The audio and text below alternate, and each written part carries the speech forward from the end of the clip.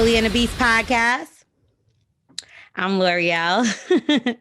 And Wax is not here because they did have baby Psalms over the weekend. And now we have Jason Lee in the building with us. Well, on the Zoom because we're not in any building together, anybody anymore. So Jason Lee, what's good? I'm here. I'm chilling. I thought you was gonna say Wax violated his parole or something. You know, always. He always does. Now, Jason, y'all know, first off, he's like a crowd favorite. Everybody loved you. You're one of our favorite guests on this show. You're my favorite guest, and you're my friend. I love Jason. He had me on Clubhouse one day for 19 hours straight. It was long. And that was the last day I was on Clubhouse because then they let all you ignorant people in there, and I was just over it. All of them. Right. But there's a lot of things that's been going on with you, Jason, that I definitely wanted to talk to you about. And of course, we're going to keep it up with the same schedule that we always do and give out some advice and all that good and bad stuff. We give out toxic advice sometimes. So I think we'll keep it along the lines of that. Now, I know Twerk God was extremely happy because you were coming today. And I just want to, first of all, congratulations because you stole Twerk God's whole entire, like, do you look like Twerk God now? A lot. They've been saying we're twins, bro.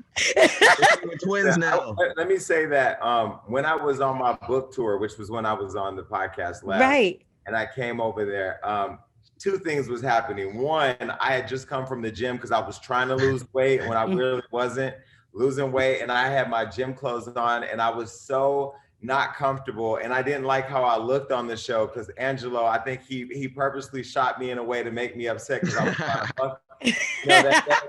But the other thing that happened is, I left and lost all the weight. So, I mean, I do love the conversation we had last time. It was so reckless, it was so super reckless. So I don't know how reckless I'll be today because I found this level of zen that I'm enjoying right now. Reckless. But a motherfucker could pop off at any moment. So. Let's go. Well, Twerk God, now he has a crush on you, Jason, and now you don't want him anymore because you look better than him. Well, not that. I mean, he was one of many niggas who played me because I was fat. You know what I mean? And it's just one of those things where I took note. Because see, what y'all didn't see here on this podcast was when he went over to Brilliant Idiots and tried to play me in the background, like, yo, I'm not with all the gay shit. What? But I was like, nigga, you in love with me. I saw the way you looked at me, but we ain't got to do that here. That's a fact. But nah, he cool. I fuck with Angelo, not the way I wanted to, but it is what it is. Well, before he talks, there's something that he always has to say, and that is what, Twerk God? Unlocked. Brandon.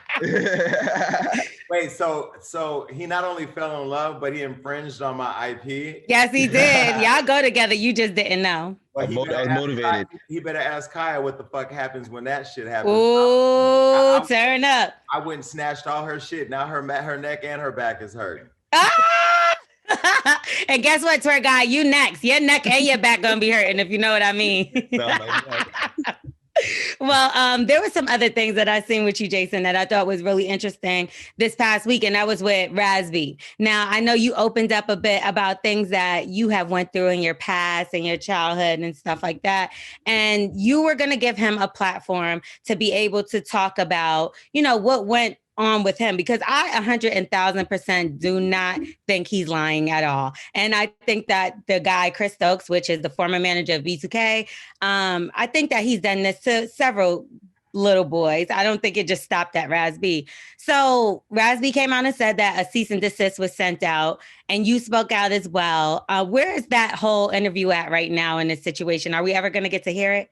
Oh, that interview is coming out. Like I've said to, let's back up. So in 2007, when I thought I wanted to get into radio, Charlemagne had just gotten fired from some station. And then this was before Breakfast Club. He was trying to figure out what his next moves were. Mm-hmm. So me, him, Claudia Jordan, and Little Mo did a test of a show called The Funeral that I had created. Cause I looked at Charlemagne, and of course he's a god in what we do. And I was like, yo, I want to, do something with him. All the people I love, which is so funny. Like, right. So we came together, we did this test. called The Funeral, and the person that came to do our interview was Raz B. And so we thought like, oh shit, you know, he had just did the social media post about being molested, allegedly. I'll say that so we don't get sued. And so we did the interview with him, and I mean, he no words can express what he did, but I'll just say he busted it all wide open, right? For everybody. And what he showed us was, I think he pulled back the veil on young men who were molested because, or, you know, we don't, our community, we don't talk about that. That was in 2007, before Me Too was popular, before Time's Up was popular, you know, and before white actresses made coming forward and taking niggas down popular. Right. But, you know, Black people, we've had a different experience when we make these allegations. So fast forward, now it's 2020. I have a big platform. I have a big voice in the space. He had posted something and said that the members of his group had followed him or blocked him because they were allegedly protecting a pedophile. And I thought, why not have the conversation now? So I reached out to him. We did the interview. When one of the posting clips went up, because the way my deal is with Fox, so I own my show, but I license my show to them. So I literally just deliver what I want them to air. Right. They never questioned anything. When I sent them the show, they posted a clip to promote it. And then Chris Stokes sent a cease and desist letter, basically saying like he was going to sue Fox if they aired it. And I think they got a little nervous because they didn't know all the history and all that. And so they wanted to take a pause. The show is still going to air. And so that happened the day I was literally flying to Miami. And so Raz was in Miami, and I invited Raz to come have lunch with me. And I reaffirmed to him in person, like, bro, the interview is going to get out. And then Marcus Houston called. And so when Marcus called, you know, I had to tell him, like, this is not a safe zone for you, nor is this an off the record conversation. So you can see it at your own will. And we had our conversation, but no, the show will air. It's going to air. I didn't think that you was just going to fold on that situation. If anybody knows you, they know that you're not just going to fall over and let, you know, something like that happen. Plus, I look at it like this. He clearly has something to hide. You know what I mean? And even if you look at, you see Orion, Omarion brother, actually responded to Chris Stokes and was like, take the polygraph test. Because Raz B, just in case some people did not know, Raz B basically offered up to take a polygraph test and said that Chris Stokes should take one too. And they could say what's true or not. I just don't, could any of y'all see a straight man that's never been touched in his life just coming out of nowhere and just lying, or a gay man coming out of nowhere and just lying on somebody who they make money with and from?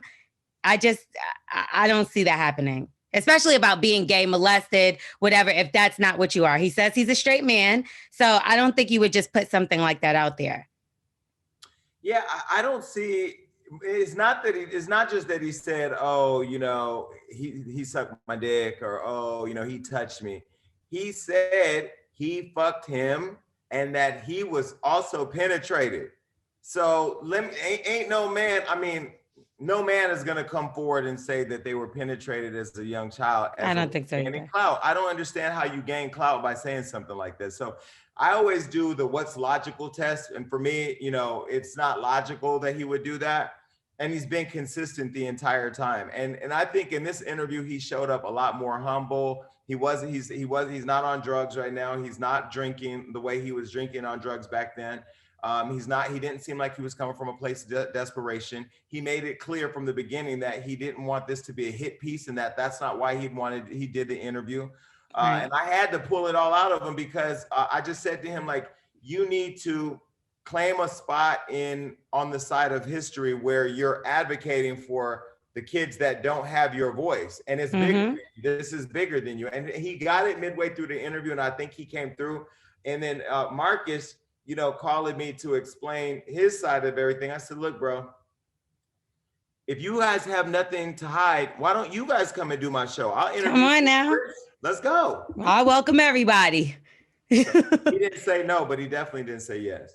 Well, one thing I do feel about when people do come out and start saying certain things, everybody automatically calls them crazy. So that it's like you could write them off, or, oh, he has a mental problem, or this, that, and the third. But I do feel like as I talk to more men and how things are turning nowadays, more men are coming out and saying that they were actually molested when they were younger. Wax talks about it. Charlamagne's talked about it. You've talked about it. There's been a lot of men, and I know it's an uneasy thing because it feels like, I'm supposed to be the man. Nobody's going to do nothing to me, but like it happens. And I think that it's okay for people to speak out for it. And like you said, Raz B made that interview with Raz B and you, I feel like it will help a whole lot more people, maybe to speak out and face the people that have done wrong to them. So, Absolutely. We're behind you 100,000, 10%. I definitely will be playing your clips on my morning show, so I cannot wait for that interview to come out. We already talked about it a little bit, but let's also talk about you stole Jeffree Star's and Bobby Light's boyfriend. No, we're not doing that. So that's not true. You know what's so funny? First of all, my boo is sitting right here. Oh, never mind. No.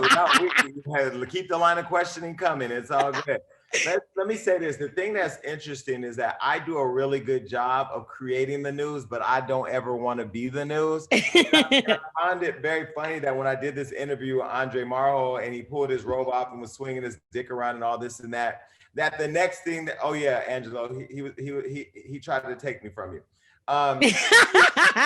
When he was swinging his penis around, everybody then started, thinking that me and him somehow had a relationship because they thought I was flirting.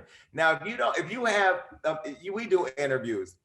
L'Oreal, if a man gets up in the middle of the interview and takes off his clothes and starts swinging his penis around in your face, I mean, you're going to be... Wait, how much is he worth? Because I might have to sue for sexual harassment. Right. No, I'm joking. I mean, there was a lot going on at the But you did ask for the robe, Jason. So hold on. Don't blame it all on him. No, I wanted the robe, but I didn't want his meat hair. It wasn't a meat locker, you know what I mean? But it was a cute moment. But like, no, he's a nice person. So I mean, I'm not gonna, it's popular to bash him because of what he did to his baby mom and how that all thing, the clout chase or protecting Jeffree Star. But I was able to get to meet him the day before. We had lunch and I was able to just kind of talk to him because my interviews, when I feel like I know a person, is way better than when I don't know a person. Right. For me, I wanted to kind of like get to know him off camera a little bit. But then when he came on camera, he was a whole different person. But like I told him, this is your interview, be who you want to be and good luck with the aftermath. They said that they're calling that the wildest interview of 2020. They're saying it was the crazy. And I have to say, and I have to admit, I've done a lot of interviews and nobody's ever swung their dick in my face. well, I had Boom Gang pull a gun on me. Okay, so that was wild too. Yes. That was wild. He's saved now. He's saved. That's fake?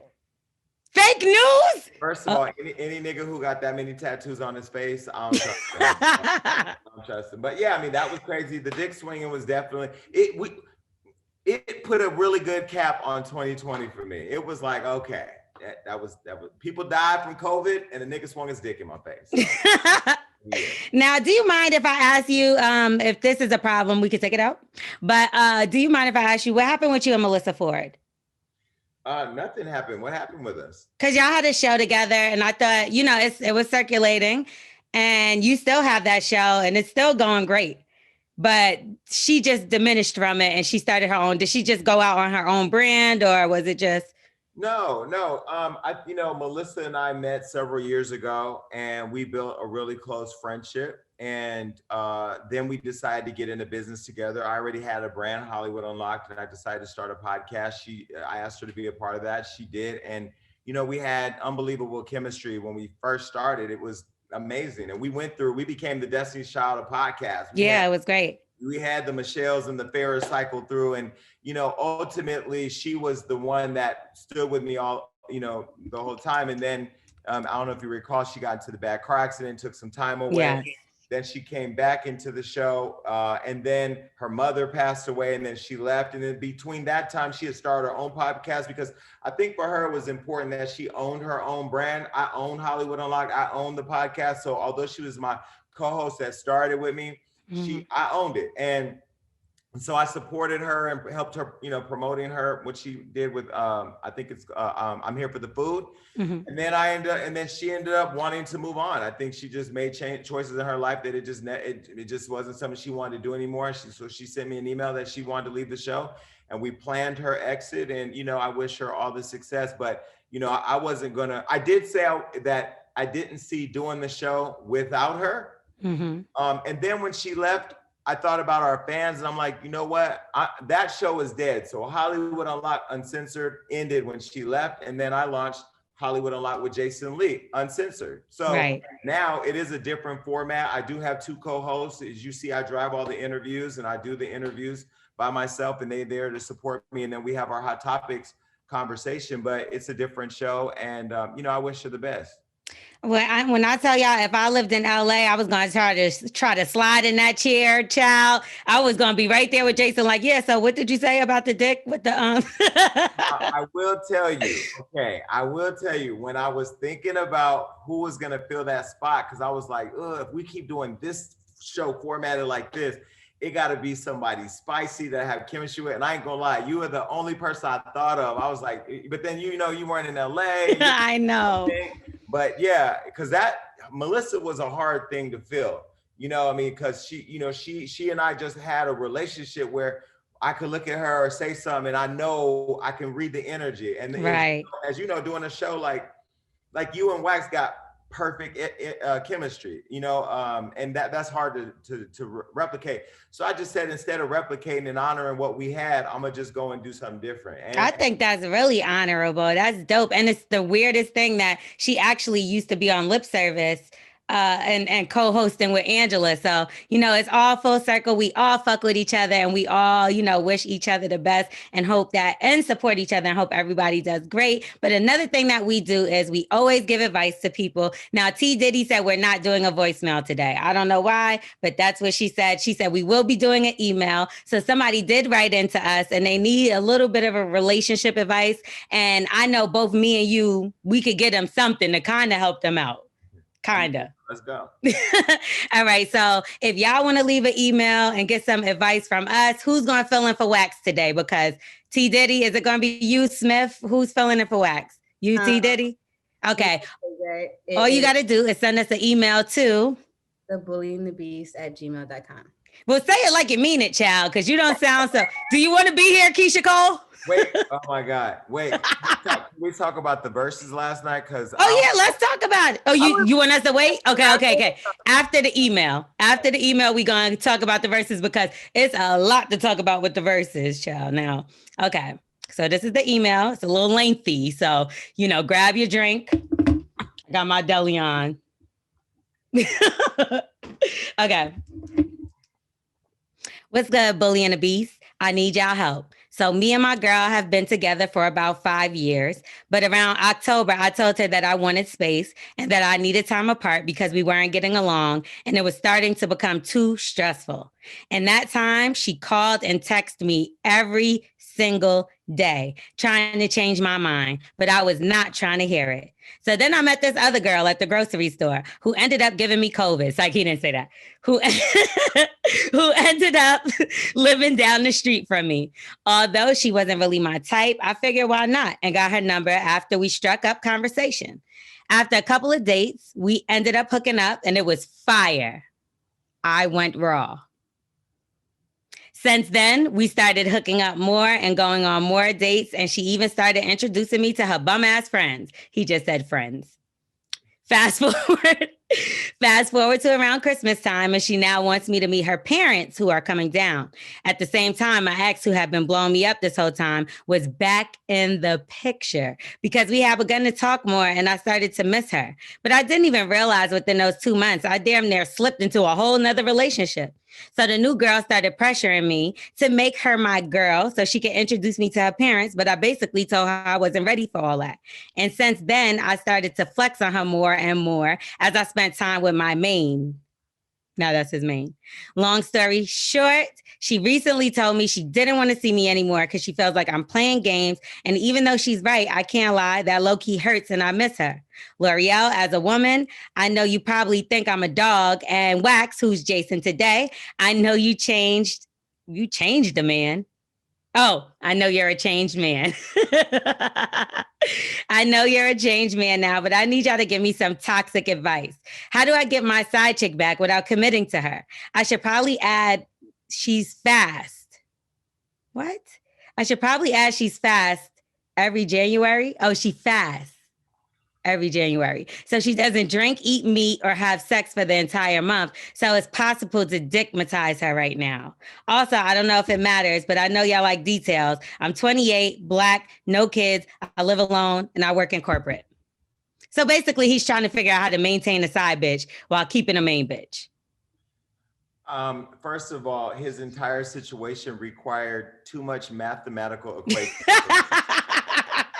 Like simplicity, I live by the rule of simplicity. If it's going to be overcomplicated, many things. Why are you going raw on somebody you don't even know? Why are you out? When you're taking a break from your relationship, shouldn't that break just mean you stay and get into a relationship with yourself so you know what the fuck you want?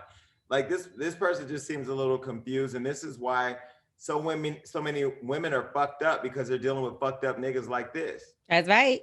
I do feel like a man will get out of a relationship and end up in another one by mistake like this, because once you start fucking a girl raw, we're automatically in our mind like, all right, we go together. Like, I'm not about to be going around fucking mad niggas raw. So obviously you're not fucking mad bitches raw. Like, that's in women's mind for some reason. Like, you just feel like if a man come in you, you're like, oh, okay, he's trying to get me pregnant. You're not thinking like... No, men don't think like that. Men don't think like that, but there's a lot of women that do. And I'm not saying every single woman, because there's some women that, stick and move. But if you do that 9 times out of 10, you're going to tell him to put a condom on, I feel like. Once you fell into that whole realm of like being booed up, you treated her like she was your last girl because you were trying to find a replacement. And you ended up with one. So now you got 2 girlfriends. I had a nigga sell me a dick pic once so he can afford a Plan B pill. What?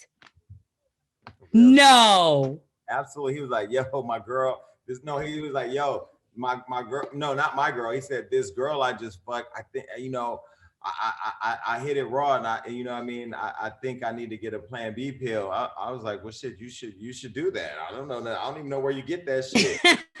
He was like, yeah, but I need like $50. I was like, well, I ain't gonna subscribe to your OnlyFans, but you can go on and flood my WhatsApp with some dick pics, and you know what I mean? I'll help you out, because I believe in supporting the prevention of bringing children in the world that you just don't like or don't want. Okay, Donald Trump. Yeah. So, one thing I will say to this person's story, because like I tell you, my boo is sitting to the left of the camera. I've already met his mother, but yet he ain't ready to fully commit. And my whole thing is, wait a minute, why am I meeting your mother and buying her Chanel boots for Christmas? And he got a PS5 last night. How is it that we acting like we together, but yet we still ain't fully committed? Well, that's your fault, Jason. I ain't even about to blame him. You buying PS5s and shit. You gotta be the main. You know what I'm saying? The only. Hold on, throw it out the window. Angelo, since he acting up, I got one for you too. Oh, come on, tour guy. I'm just playing. No, yeah. But different people have different experiences. In one person's eyes, you meet my mom, that's not serious. Is my mom wants to know who Very you true. Are. Very true. As in other people, when I meet the family, it's like we put a ring on it. We together. So what did he introduce you as, my homeboy? I don't know what he introduced me as, and I'm not even gonna ask him. We're gonna keep this glass wall right here. I can't remember, because I've never really met nobody's parents like that. I get uncomfortable meeting parents in general, because sometimes when I meet them, they meet the guy they see on TV and on the internet, and they think this motherfucker crazy. This motherfucker got a smart ass mouth. I saw the interview where he talked about getting his dick sucked and the motherfucker threw up on him. So I gotta explain all that type shit.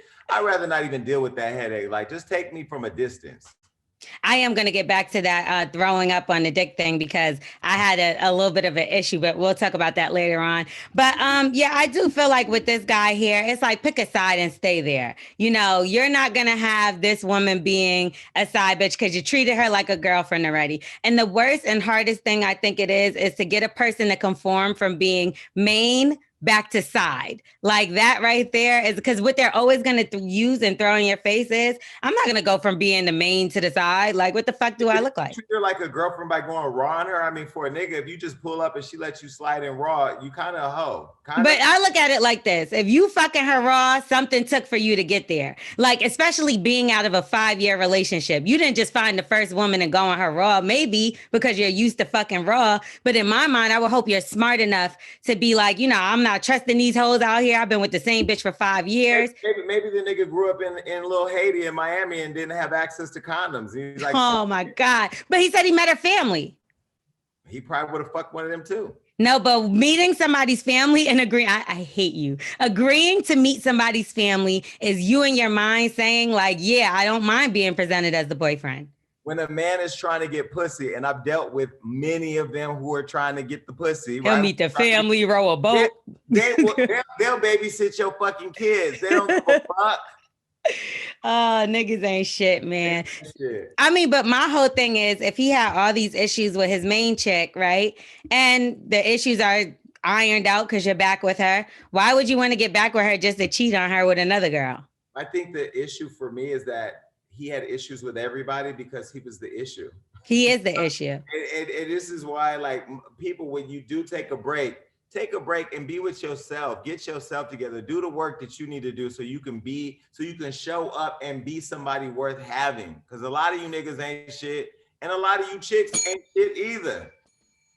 I do feel like the more people that I see taking a step back, I feel like that happens with women more than men. I feel like a man will jump into some shit with somebody else quick before most women. Well, that's because most of them are homeless sexuals and need a place to sleep. It's like they don't take time for themselves. And then, like, I'm not gonna lie, there's one guy that I was kind of dealing with, and it just was, the sex was terrible. He was great, like, but I had to cut him off. I'm sorry, because I'm not dealing with that. And like, the more that I saw things with him, it was like, I'm trying to find myself and this, that, and the third. I'm like, yes, because your dick is trash. If his dick wasn't trash, he wouldn't be trying to find himself. He'll be trying to find another hole.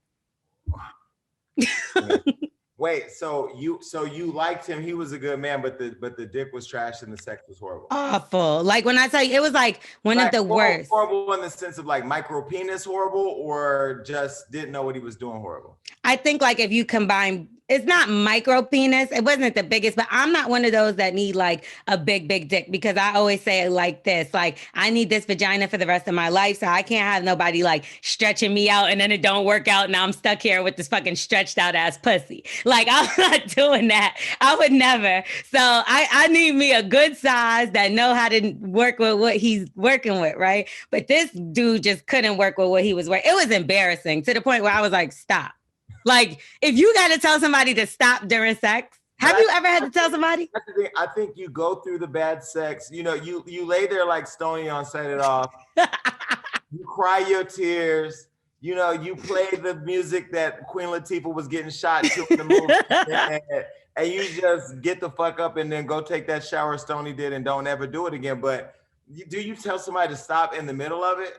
I had to. It was awful. And then I felt like I was being stabbed in my pussy. Like I've told them a little bit about it, but like the more I think about it, and he's such a great guy. Like, I mean, he has his flaws like anybody else, but like for the most part, he was a nice guy and like went above and beyond. But I just couldn't take being stabbed in my pussy in the middle of the night. Like it just was, that wasn't going to work.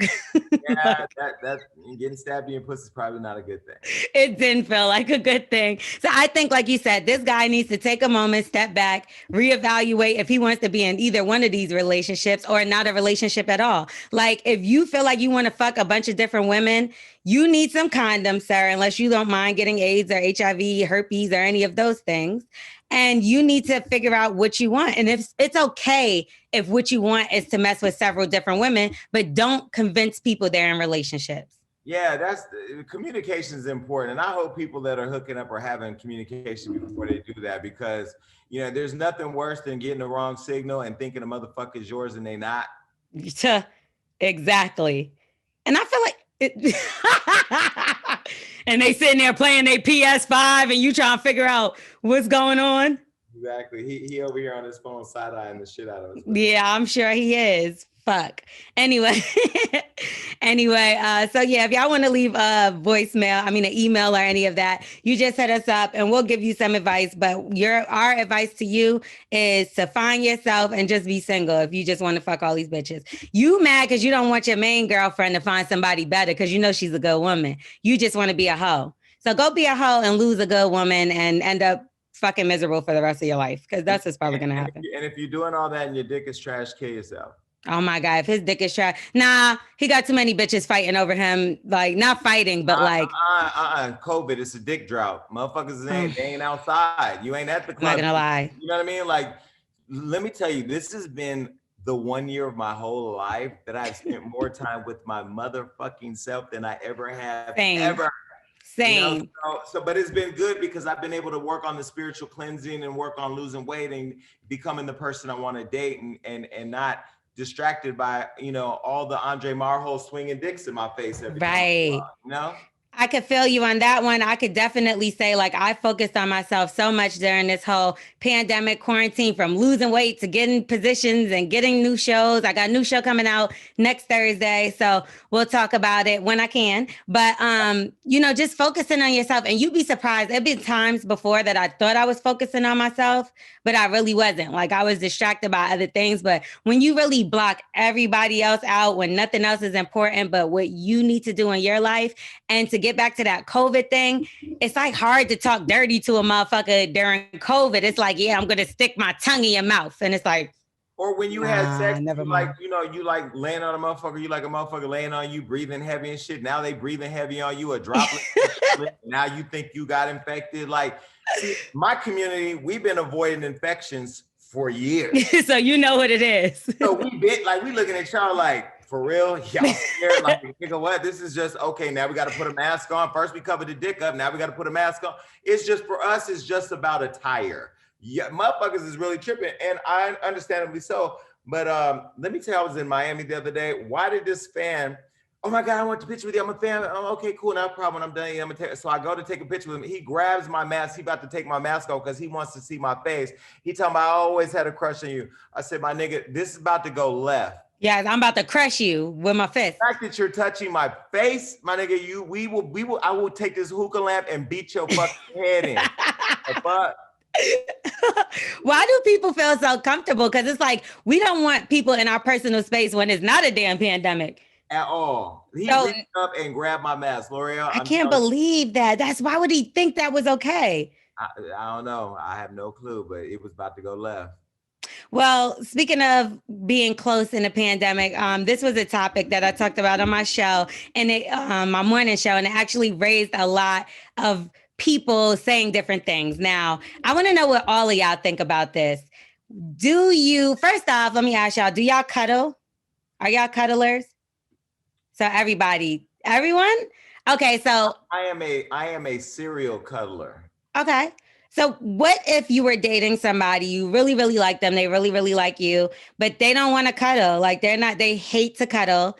Is that something that may be a deal breaker? How do you get them into it? Like because I feel like it's not a man or a woman thing. I feel like some men like to cuddle, some women like to cuddle. Some women don't like to be touched in their sleep. Some men don't like to be touched. So what is something, I don't know, do you think it's a deal breaker first and foremost? Yeah, if you're not cuddling and kissing, it's a deal breaker. Yeah, right? Because it makes you feel a little weird. So I'm going through that right now, y'all. Wait, why Angela look like that? Yeah, she tweeted something out recently. Oh, no, I did not. You shut the fuck up. But I am okay, I went through something like that, y'all. No, wait, I want to get into the tea that Taylor was about to drop. What did she tweet? That she wants to get fired. No. Can I ask Angela a question? Oh, absolutely. We encourage it. Angelo, do you like to cuddle? A lot, yeah, girls. Well, I mean, listen, let's leave sexual, let's call that out of it for it. Come on, yeah. So you like to cuddle. When you cuddle, do you like to be cuddled? Do you like to be cuddled from the back or do you cuddle? How do you like to be, do you like your girl to put her arm around you? Every once in a while, yeah. I want to be the little spoon sometimes. That's so funny. I call my boo the little spoon. No, Two spoons. No, I really do. If I go online right now and be like, yo, I'm with my boo, they're gonna be like, where the little spoon at? Okay, so because I always find it interesting when women have these men. If you cuddle with your man and you hold him from the back and he's in a fetal position, do you leave that experience with any questions? I have.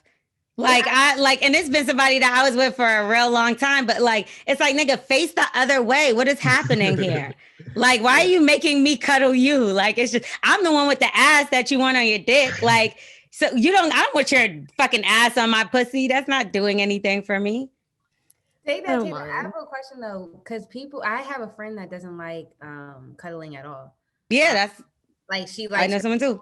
And everything else, but does that have to do with like love language? Because like I'm an affectionate person, so I need the cuddle, the kissing, like I need all that stuff. But she's cool without it. Like, yeah, she must have been dropped off at a a garbage can, nigga. As a baby, she was. You think it's weird that they don't? Yeah, like I think so too, and I think there's something wrong with him. The human body needs affection. It needs that. I mean, at least for me. Now, I love to kiss and I love to kiss nasty, but if you spit in my mouth, I might slap you. But see, some people think that that's the sexiest thing. I kiss somebody once. I kiss somebody once and they spit in my mouth, and I ain't gonna lie. I didn't know. Spit in your mouth though. Like you're kissing and then they just go. But nobody's ever spit in your pussy when they was eating you out? That's different. Why? Because why is it different? In my mouth, like no. You could get a yeast infection if they spit in your pussy. I'd rather you just. Well, I don't want nobody spit in my mouth because I don't like that. First of all, I have the weakest stomach, and like. And when they spit in your mouth, then that saliva tastes different than yours, and you know somebody's spitting in your mouth. Because like when a motherfucker, when somebody gonna bust in your mouth and you know they about to come, you are preparing for it. You see the energy building. And I spit it out. I don't swallow. Well, you're supposed to swallow. No. My ex-boyfriend told me never swallow. He said, don't let anybody treat you like that. You spit it out. And like when he used to come in my mouth, he'll be like, go ahead, go spit it out. And I'd be like, okay, I'll be right back. Yeah, but the nigga that's been practicing semen retention, he done saved all his cum for you. Now you done spit it on the good linen from Bloomingdale's, and now motherfucker's got a problem. So, no, you gotta go to the bathroom and spit that joint out in the sink or the toilet. And if you swallow it, you can get right back to cuddling. He don't want to cuddle, so it doesn't matter. Guys though that think it's still weird to if you suck their dick and then you try to kiss them, like they're like weird with that. I don't fuck with you if you act like that. I like people like that. I don't like that either. Yeah, I'm fine. We can kiss. Like be sloppy with me, but not. We can kiss right after. Toward God. Can you get a kiss after your girlfriend sucks your dick? Yeah, she can. Damn. I knew it. Can you swallow it? Will you come in her mouth too? You don't care tasting your own cum? I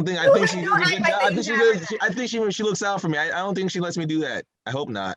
Well, I recently talked to a man who said that he has tasted his own cum before. I've never have. Like a snowball. That's what that's called. Accident, yeah.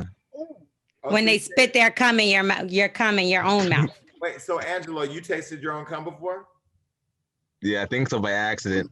I definitely smelled it. Just want to see what it smelled like. So you think you tasted your cum, nigga. That nigga got a cum scooper over there. He did it more than once for sure with that answer. What did it taste like, Angelo? Nah, I don't know what it tastes. I didn't taste it. I'm taking that back. I smelled it though. It smells like bleach, like Clorox. What you been eating? You gotta change your diet. Yeah, you need some more fruits and vegetables. I always know when one of these niggas that I fuck with gotta, live with a bitch that don't take care of them, because anytime they come over, we mess around. I can taste the fact that she's not taking care of him properly. Your diet should be right. Your good linens. You should be resting. Get some good linens so you rest. Your face will show that.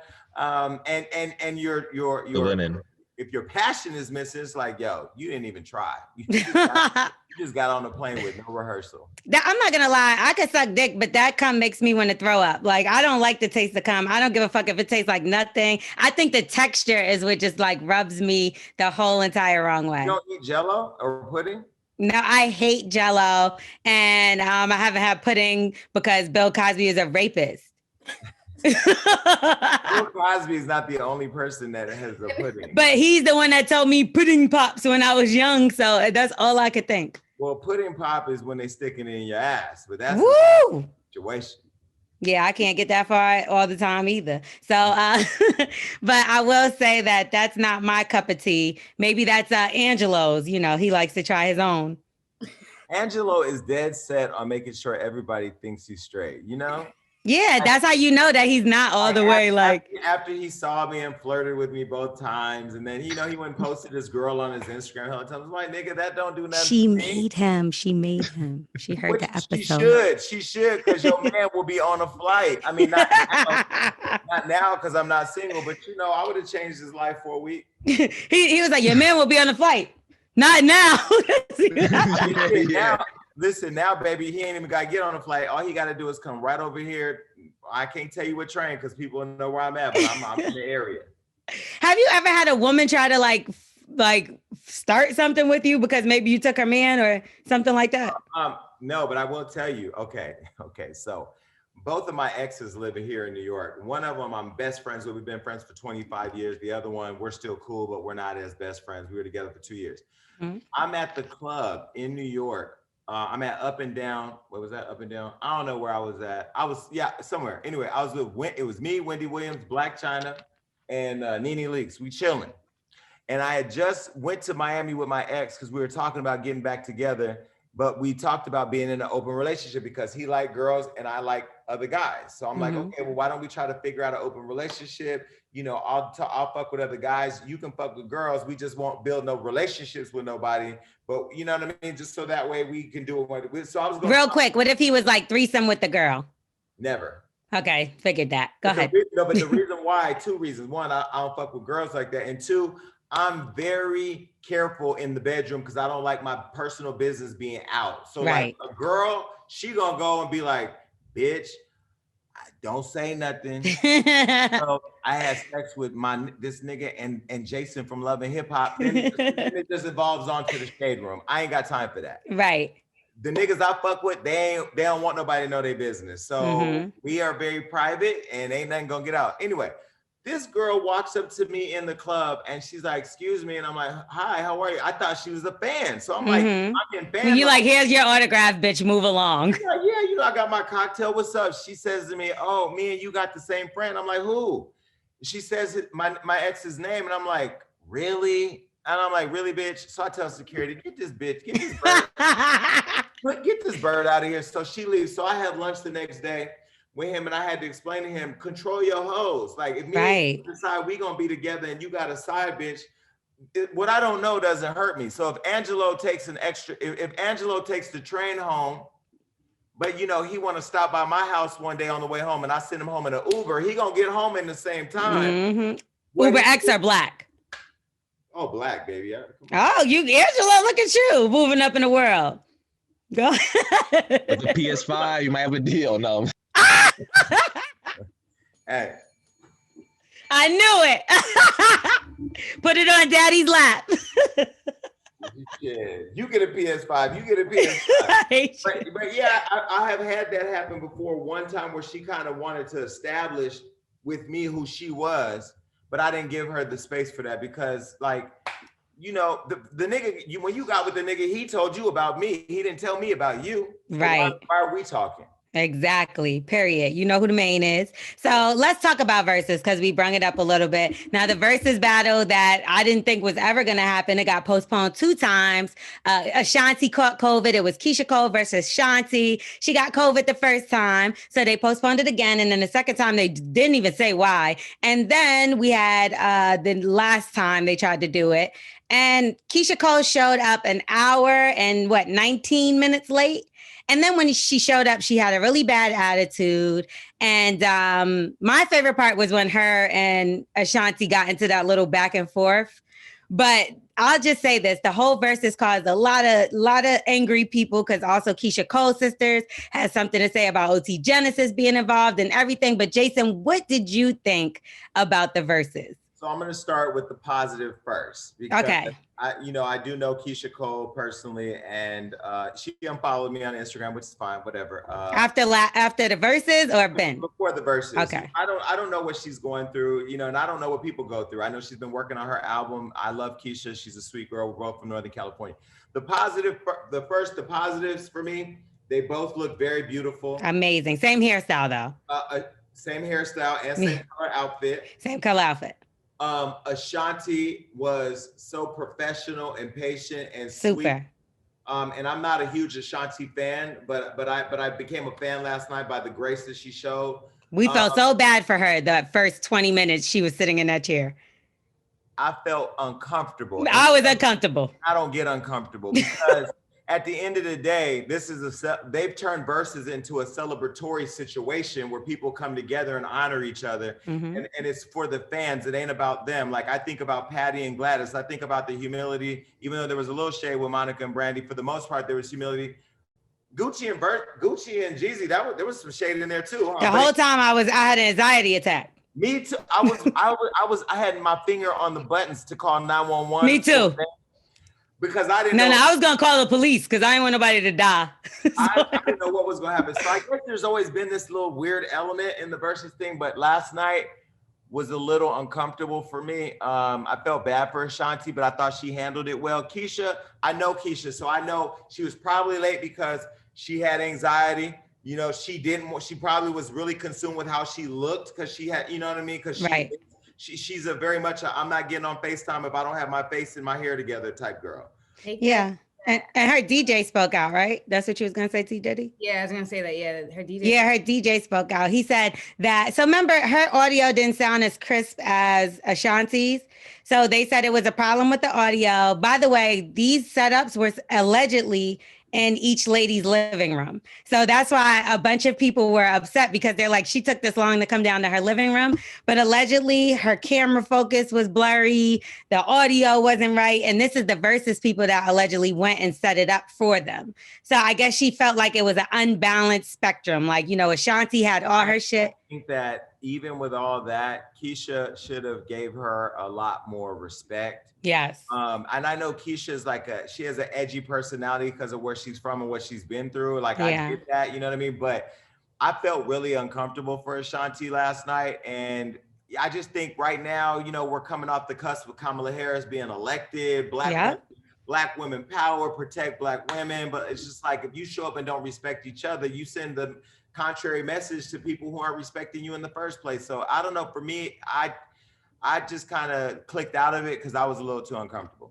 I clicked out of it a few times, and I will say it was like 1.1 million it started off, and when I came back on, it was like 700,000, and they were still in the middle of the challenge. So I will say that should be a message for people out there that, your attitude and the way that you present yourself does affect, how people support you.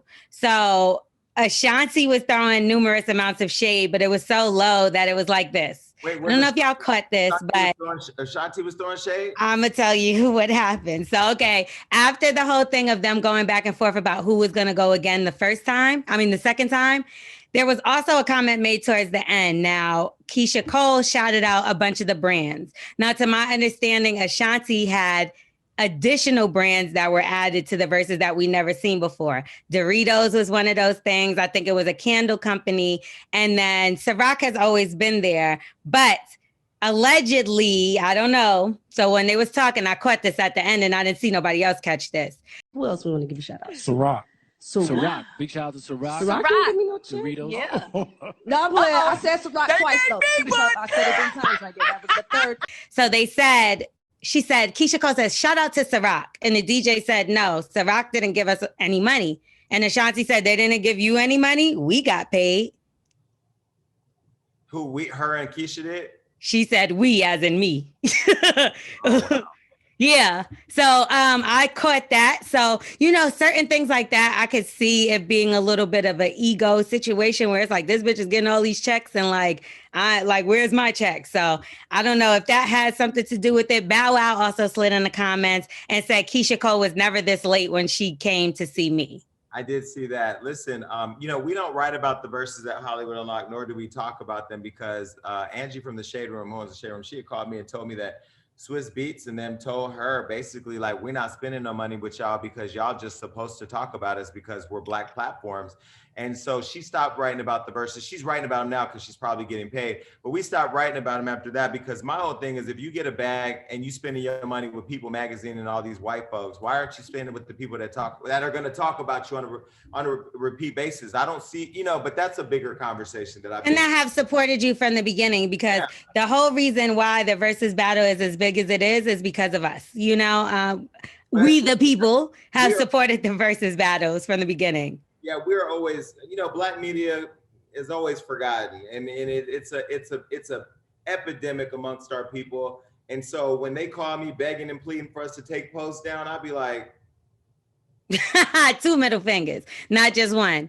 I hear you on that because it is a little bit more difficult or a lot of bit more difficult to be in Black media. Now let's keep it on the lines of, I know you spoke about Kamala Harris and it's supposed to be such a great day for Black women, but then you have somebody like Danny Lay. Now she faced a lot of backlash because of a song that she put out that everybody said was supposed to be against the baby, who is her boyfriend, against his baby mom. So in the song, she says, yellow bone is what he wants. So of course they pulled up her 23andMe and showed that she had not even 1% of Black in her. And then she got attacked by every Black girl in America and they weren't feeling it at all. So do you think it was the timing of things that messed it up? Do you think people just don't like her? I think that was just the dumbest shit she could have said. I mean, again, you know, when I was on Clubhouse the day that of the inauguration, and everybody was debating whether or not Kamala became the vice president because she's light skinned and why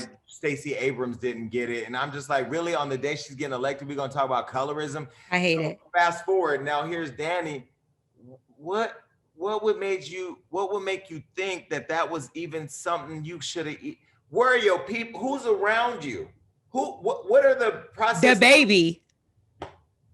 Well, it's like, I promise you, all I see now is just her following. It looks like she's following behind the baby. Every picture, everything. And it's like giving. Because we don't talk about her unless we're talking about her relationship or her doing dumb shit. And I think most of these celebrities who don't have real power find ways of getting the internet to talk about them by doing dumb shit. The only thing is, this is some real dumb shit. Like, real dumb. Black women are not going to let you forget this. And you forget that Black women spend the most money. So why would you fuck off your bag being stupid to one chick who was fucking it, who's probably still fucking your nigga?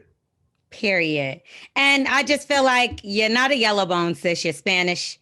So you just need to stay with that. Not even Black. No, that's the problem. And that's what everybody's so upset about. Because if she was like half Black, and she said that, it's like, all right, you ain't have to do all that. But you know, they got Brown Skin Girl as a song. Nobody was mad at the fact that she was. Brown Skin Girl by Beyonce? Yeah, but what I mean by that is it's okay to shout out different colors and complexions and this and that, even though I think we all should be celebrated. But the main issue was that she's a Spanish girl calling herself yellow bone and trying to divide. They look at it like she's trying to divide the culture of Black women when you're not even a Black woman. You're calling yourself something you're not. Yeah, that and Brown Skin Girl was created as a song to empower and embolden Black women or women with brown skin to have pride in themselves, not to separate or divide or attack. Period. At all. And you're not Beyonce. Yeah, you're not Beyonce. Let's start there. You're not even Blue Ivy. Don't even try it. Like, Blue Ivy got a Grammy on the way, right? Blue Ivy is in the house right now. Like, what'd she say? You're hilarious. Take that. I have a question though, because even though she's Spanish, there's like a colorism in the Spanish community too, though. Yeah, facts. And dark. Afro-Latina. Yeah. I was talking to my boo about the fact that Dominicans and Puerto Ricans don't like each other. I'm like, what is hate each other? But so with her calling herself, she said light bone. So why is that? So yellow bone. Yellow bone. There's colorism like that in her in the Dominican. But they don't call that. That's a black term. That's like red bone, yellow bone. That's like they don't use that in white. So a white person is a yellow bone. But look at how they were just going after Mulatto for using her name, Mulatto. Like I'm a half breed or whatever you want to call it. I used to be on Twitter talking about I'm the king of the mulatto mafia. Now we live in an era where you can't say no shit like that. But look, if that's what the girl's name is, that's what she's calling herself. She's not saying y'all are all mulattoes.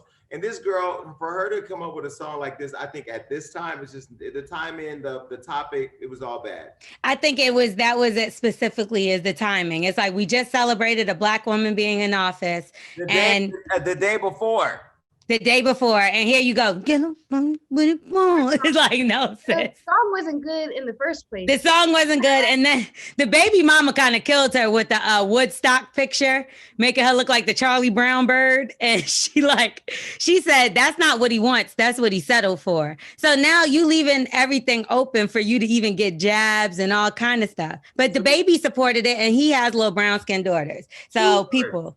Two words. Carrie Hilson. One song can fuck your whole career up. Ruin it, throw it away. So I don't think that was a good idea on her behalf. And how long do you think they're going to be together for real? Well, I don't think that, do you think that she's his only main? He's a rapper. True. I think they're going harder than I ever seen like any. It's just a lot. It's giving a lot because it went from nothing to everything. So I think it also distracts us from talking about all the people that the baby slaps, right? Oh, that's very true. And he did. He's going to help free that woman. Did you see that? I did. I think she was from Kansas City. She avenged her brother's death by murdering he was 16, her brother, and she murdered the guy that murdered him and then texted him to let him know she did it. But he's actually going to put money up to help her get out. One thing I will say about the baby, he always finds unique ways. And I'm not saying he's doing this for press, but it's like, I would have never thought anybody would do something or attach their name to that. And he doesn't mind. Yeah. Now he finds ways of getting the topic to change from him slapping everybody. But I find myself liking the baby. I don't even listen to his music like that. But it's something about him that I just like him. His personality is just dope. But I did run into him in the backyard at Diddy's house, and I did move and go the other way because I didn't want to be slapped. I just don't, it's just something about that energy where when you can seemingly have it all but still assault people, you're just not the type of person. And not men, women, anybody. I feel like he'll slap a baby. Like he just don't get out of his way. Clearly. Okay, so there's a lot of relationships in the industry that people say are basically put together, right? It's for promotion, publicity. It's for both of them. Or the niggas sucking dick and don't want nobody to know. Okay, well, let's talk about Michael B. Jordan. So people are out here saying that him and Lori Harvey's relationship is fake and it's to help him gain Black fans again and all kind of stuff. And Steve Harvey actually spoke out about things today and basically was like, I'm funny with all of them, talking about all of Lori's boyfriends, I guess, and some more shit. What do you think? Is this a fake relationship, Jason? What do you hear on the grapevine? I think it's just too much. It's too much too fast. Like, why is it on Instagram every day? Why are we consuming this relationship every day? And why, Michael B., are you going this public with Lori Harvey when you know she ain't been with nobody that long enough for you to feel secure that way? There's no ring been put on it yet, right? There's no what? He hasn't put a ring on it, right? Oh, hell no. Yeah, I don't think that's going to happen. I think he's doing too fast, too soon. I think that I know he wants Black people. I think it's important for him, from what I've heard, that he wants Black people to know how proud of Black he is, and the whole Black love thing is, is popular on the gram. I don't know. For me, it's just too much, too fast, too soon. Look at this. I ain't never seen neither one of them put up nothing like this. Lori, your father got think like a man. You need to get your book, your e-course, your ebook, your workshop. I'm telling you. Because she's getting, she is bagging all of them from Memphis to Paige. She getting them all. It should be called I Am the Man. And she should be really writing how to bag these niggas and get them to do all that. Because one thing people were pointing out is that Future posted her a lot, Trey posted her a lot, but she didn't really post those men. She's posting Michael B. Jordan, and I will say they're a nice looking couple. But I know Michael B. Jordan from young. We went to the same high school. Well, he left from there. I left from there as well, but we went to the school in Newark, Chaz Science. So he is from where all Black people live. He's, I don't know him for being around white people or dating any white girls, but that was the narrative that became of him once he got into Hollywood. To each his own. If that's what you like, that's what you like. But to see them together, I mean, it's interesting. It's interesting to watch. The blogs don't talk. I always say this to the women that I talk to, right? The celebrity women. We do not talk about these men until they are dating you. Like we just don't. Like Michael B. Jordan, if he comes out with a movie, am I going to talk about it? No, because I'm not getting paid to promote it. I don't care. Am I going to post a picture of Michael B. Jordan walking out of Starbucks? No, because I don't give a fuck what he's drinking. But the minute he's with a girl, then we care. So these men know that. And that's why these men post them, because then they are talked about. Then we talk about them until they break up, and then we talk about the breakup. And then we talk about the next chick they get with. So they're smart. We don't talk about these niggas until they with them. Yeah, I feel like with artists nowadays, it's almost like you have to have a relationship if you're a new artist in order for anybody to even really give a fuck about you. So I feel like there's a lot of... Danny? I thought you said Danny. Did you say Danny? I hate you, Jason. I didn't say anybody. Everybody, to be honest, because if you think about it, I love Mulatto, so I'm not necessarily talking, but that's another one. When she started dating 21 Savage, it's like, now let's talk about that. And they're making that a bigger thing or whatever the case. And I think Big Latto is good on her own, but that's just what it is nowadays. You know what I mean? It drives conversation. It drives traffic. Who should I date, Jason? I need a name. Well, not Angelo, because he's taken. Well, he's not a name. Who the fuck would care if I'm dating him? Only if I stole him from you, then that would matter. Let's set that up. That's it. That could be a scandal now, child. All right, I need a PS5 too then. We can share. Okay. Well, you said you didn't want to fuck me. You said I asked you if you wanted. No. It got to be the three of us. No. Oh, that's fucked up. You don't want to cuddle with me either? What's happening with me? We leave one controller at your house and one controller at mine. What's happening with me this week? Nobody wants to cuddle. Anyway, T. Diddy, you have a game that we're going to introduce to Jason. She didn't tell me anything about it, so I'm going to be just as caught off guard as you are. And she likes to stump people, so I'm going to pray for you before we get into it, okay? Okay, so before you leave, Jason, and thank you for coming, by the way. Yes, we love you. So with this game, it's just basically I'm gonna send L'Oreal the names. So it's just gonna be names, and then the first thing you think of, and then there's a funny story. Feel free to share it. I have a feeling it's gonna be messy as fuck. No, I don't. If she's in charge, you're absolutely right. Okay, ready? So it's going to be called Say What with Jason Lee, and we're going to get into it right now. Boom. Okay, Jason, you ready? Let's go. Lil Wayne. Brilliant. I think he's brilliant. I think people want me to hate him because of Trump, but he's one of the most brilliant artists in music. And for me, I can separate the artist from the music. So yeah, I think he's brilliant. Now, wait, do I only say one word or whatever comes to mind? Whatever comes to mind. Now, he ain't invited to the cookout, though.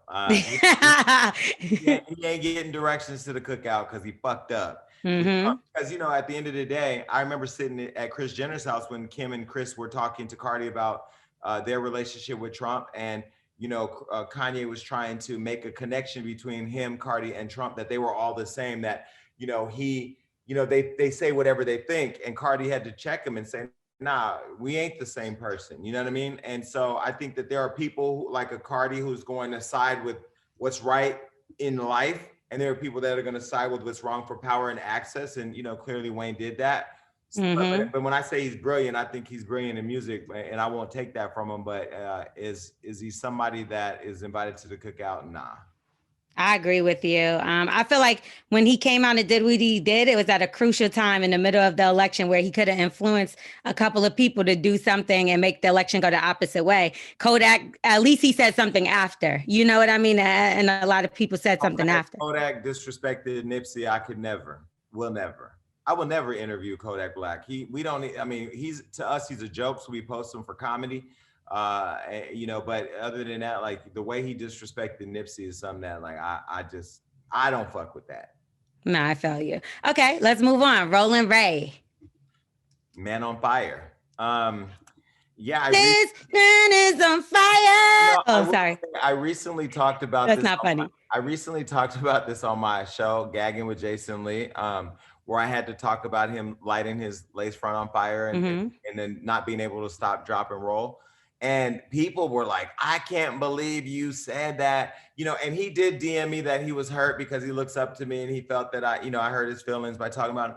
But here's the deal. I'm not talking to a nigga with a blue placard at the DMV. I'm talking about a nigga who talks shit and is trying to make a living out of talking shit about people. He's a troll. He's a troll. You can't troll people and say you're going to dig up somebody's dead baby daddy and then ask for sympathy points when you light yourself on fire. My nigga, you should have had fire retardant sheets. You should have had some way, a sprinkler over your bed or some type of Amber Alert or whatever the life alert buttons. I don't know. I don't feel sorry for him.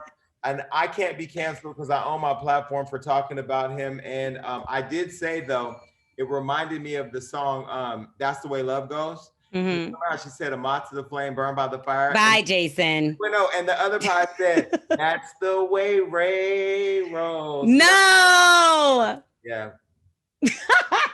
I do think like this. If you're a troll and you talk about people all day, you do not go to those same people for sympathy. That just doesn't add up to me. I feel like that was something he should have kept on the family chat. And I get it. You're going through it. You're in pain. Send that to your mama. Send that to your cousins and the people that love you. I would have went and bought me a Gucci mask. I'd have been out doing content with the Gucci. You wouldn't even know I was burnt up. I'd have went and got skin grafts off my ass and fixed that face. I'd have went and scanned Medi-Cal to get my shit together. Motherfucker. I know that's right.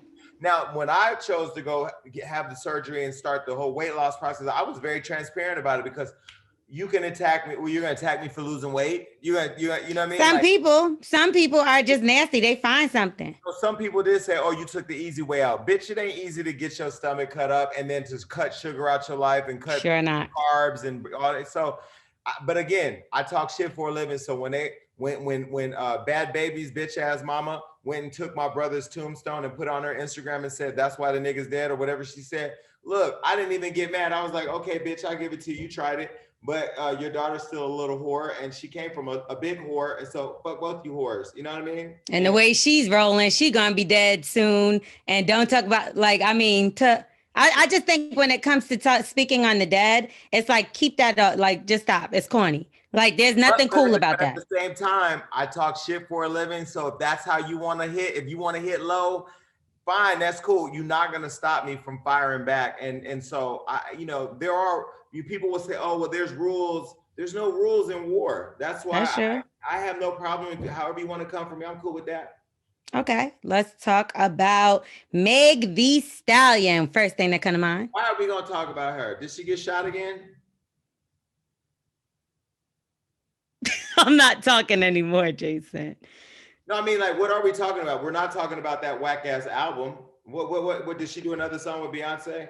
Is Cardi posting her again? Why the fuck are we talking about it? Because what contribution does she have other than going to Instagram and clearing up the air on her PR scandal of a gun battle with Tory Lanez, allegedly? I don't even know what the fuck happened, but more importantly, I don't even fucking care. And I just hung out with Tory in Miami. He's not my friend, but the funny thing is when I walked in the party, why was they playing Body Yada Yada Yada? No, did he start doing the dance? No, but the song is so annoying. All these fucking TikTok songs are not real hip hop. I am tired of these TikTok songs. I'm not even gonna lie to you. Meg Thee Stallion had all the potential to be a big star, and now to me, she's just a big joke. But God bless her. You know, is that like a PR stunt gone wrong? Do you feel like it? Sometimes it helps artists, and sometimes things like this can ruin your career.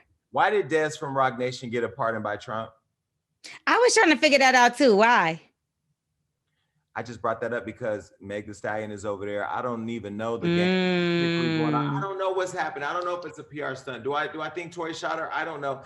I just more importantly don't care. And I feel like we've become so invested in these two because of this shootout that we keep talking about them. But I want Megan Thee Stallion to have a successful career of songs that don't need TikTok love.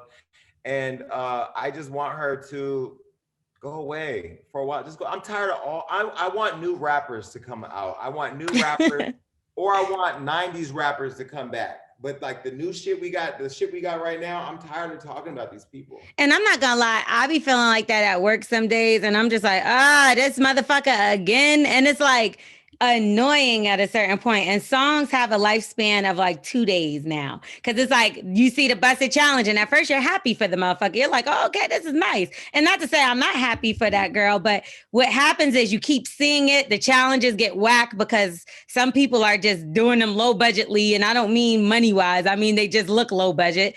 And then you talking about Iggy Azalea? Yes, I'm talking about Iggy Azalea. I knew it.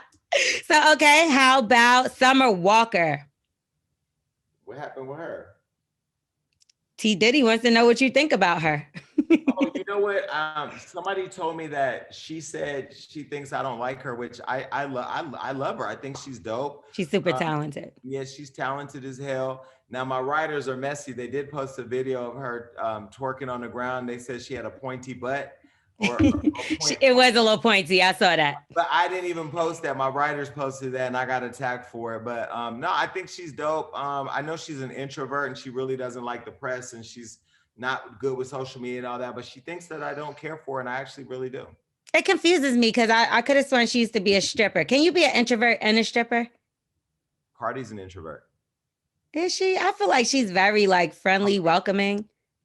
No, Cardi's very she's maybe not just to me. Not mixy like that, and she's very, very like, yeah, I would say personally she's an introvert.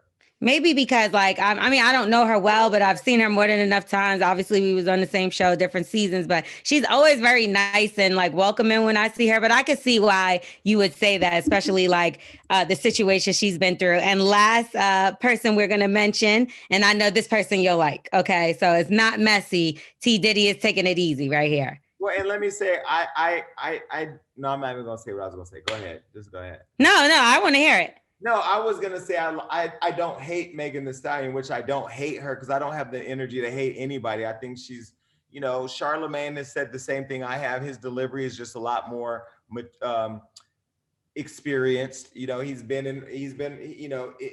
the Charlemagne that he was when he first started. No, he's not. You know what I mean? I'm very new and still learning, ways of grappling at finding better word choices at times. But I don't hate her, but I always get blamed for hating her and, protect Black women. No, protect Black women is a real thing. Protect them from Danny Lay dividing them. Protect our new vice president. Say her name, Breonna Taylor. Mm-hmm. But Megan and her drunken fight with her boyfriend in the car and whatever happened between them that they both keep playing around with on social media, I ain't feeling that.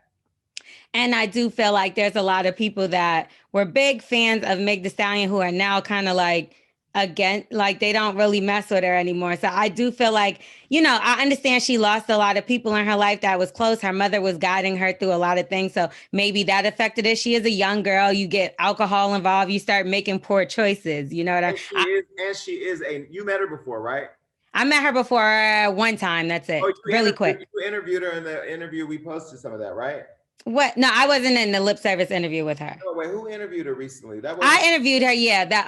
For the clothes, I talked about the clothes. Yeah, y'all posted it. So remember when they came to you and had the list of what you couldn't talk about, but a whole entire list. You were smart enough to figure out another way to get that to go viral. And see, this is my thing.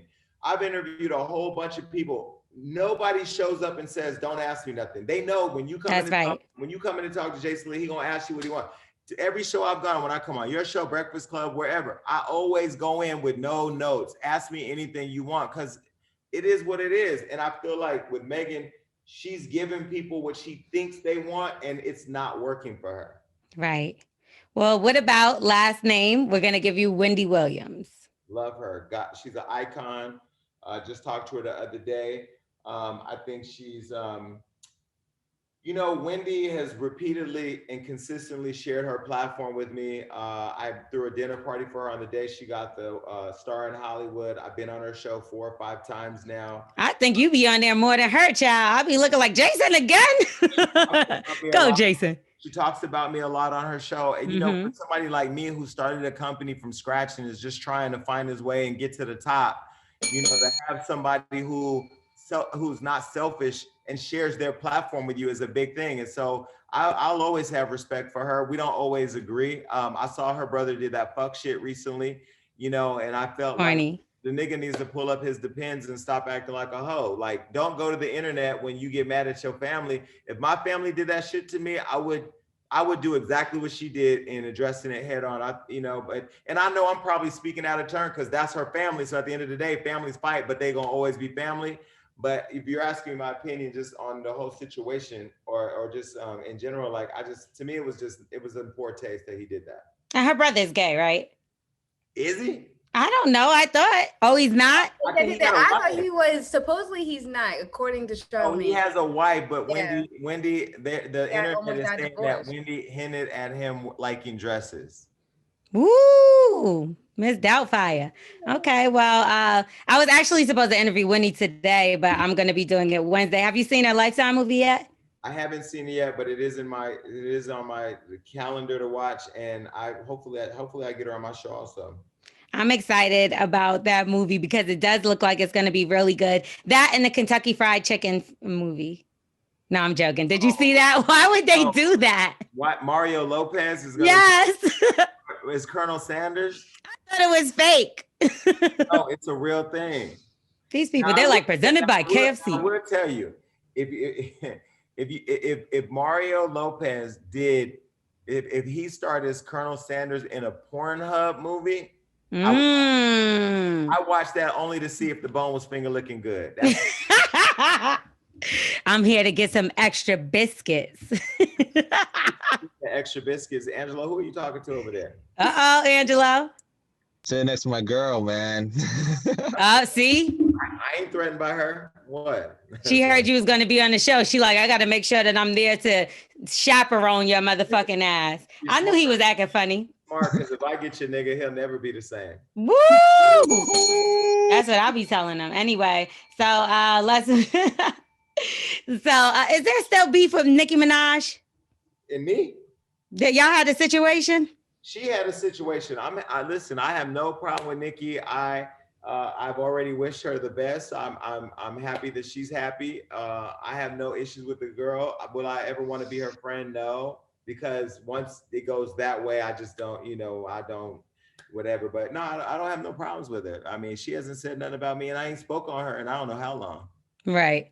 Okay. So you have exciting new shows on Fox. Well, you have an exciting new show on Fox. So you have your show that you revamped. Let's just put it like that. And let the people know where they can hear you because they love you on this podcast. So we want to let them know where they can find you, which of course they can find you on their own, but we're going to make it easy. Fox Soul Hollywood Unlocked with Jason Lee Uncensored airs every Friday at 7 p.m. Pacific Standard Time. And I think what's important about it is, and why it's important that you show up and support is because the network is headed by a Black man. The deal was done by my attorney, who's a Black man. I'm a Black man who created the show from scratch. And what I think is monumental about it is they let me own the show. I own it. I executive produce it. I deliver them a finished product. And for me to be able to walk away from Viacom the way I did and say, fuck it, I don't want this Love and Hip Hop check no more. I don't want to be talent. Right. Be an executive producer. I want to boss up and own my own shit. And for him to do this deal and let me still own 100% of it and allow the EP, and I mean, it's unheard of, but it's been a great thing. And I licensed the show to them. So it's a good situation. So showing up and watching is not just entertainment, but it's also supporting a larger problem that we see in TV when it comes to people of color who are creating content. Right. So we love you. I think you're amazing. Speaking of Love and Hip Hop, who's going to win the celebrity boxing fight between Natalie Nunn and Tommy from Love and Hip Hop Atlanta? Who's your money on? Because I'm looking for a bet. I want to bet. Listen, if I say Natalie, Tommy's going to threaten me. If I say Tommy, Natalie's going to unfollow me. So I won't lie. This is going to be interesting. If they can do this, like, it'll be good because they both are crazy in their own way. So I don't know. Maybe it'll be a tie. Whoever thought about this head to head was a very smart person, because I wouldn't have thought of it off top. But when I thought about it, I'm like, you know what? I'm going to say, because of her couple fights on Love and Hip Hop Atlanta, I'm going to have to say my money's on Tommy. And I know they said that Natalie Nunn does a lot of boxing on the side, but I feel like Tommy was just fighting from birth or in the stomach or some shit, the way she be swinging. If Tommy show up drunk, Tommy gonna lose.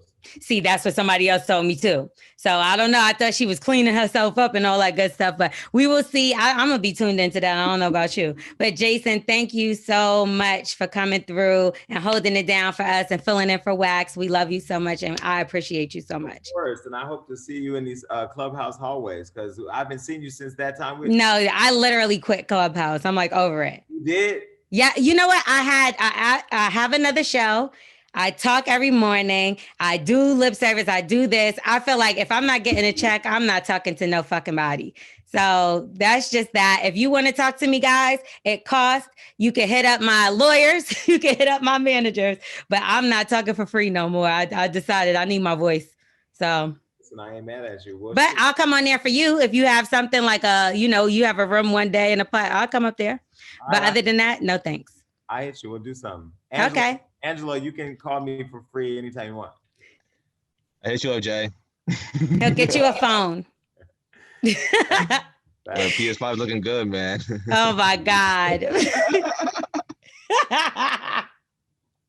You know, it's not just the PS5, it's the fact that your girl didn't buy it first. You know what I mean?